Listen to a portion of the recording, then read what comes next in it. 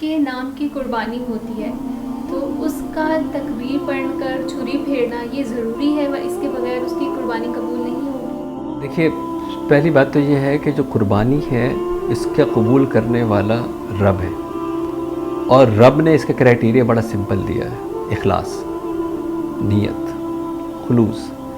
یعنی وہ شخص جو خلوص نیت سے قربانی کا جانور اپنے حلال روزی سے لے کے آیا ہے.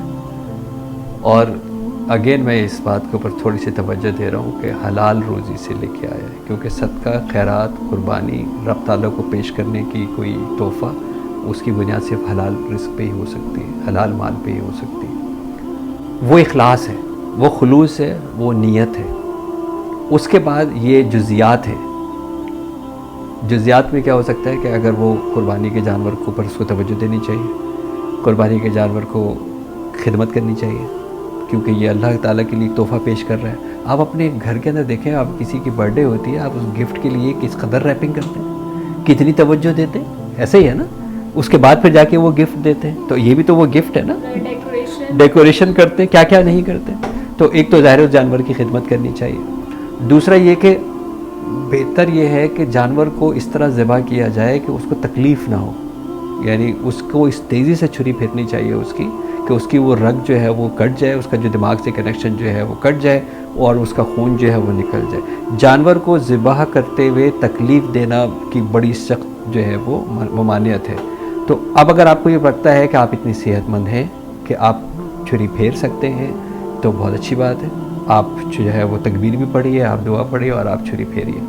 لیکن آپ کو لگتا ہے کہ نہیں جناب آپ سے اچھی چھری قصائی پھیر سکتا ہے تو خدا را جانور کو اذیت نہ دیجیے. خود یہ مردانگی کا کام جو ہے وہ نہ کیجیے کہ میں جا کے الٹی سیدھی چھری پھیرنے کی کوشش کروں.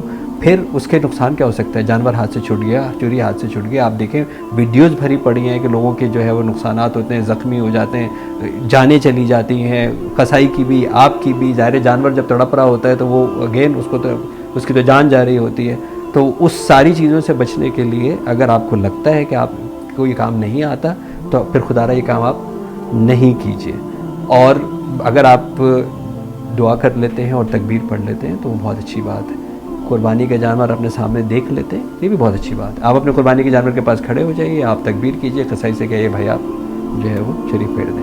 بہت سارے لوگ ہوتے ہیں کہ یہ کہتے ہیں اچھا چلے ٹھیک ہے، آپ اپنے ہاتھ سے صرف چھری پکڑ لیں اور چھری پکڑ. اگین آپ کے اپنے خلوص کو پیش کرنے کے لیے چھوٹی چھوٹی جزیات ہیں، کوئی حرج نہیں ہے. آپ چھری پکڑ لیجئے، آپ اس کے بعد اللہ اکبر تکبیر خود پڑھ لیجئے، آپ اس کو دے دیجئے کہ بھائی اب آپ جو ہے یہ پھیر لیجئے.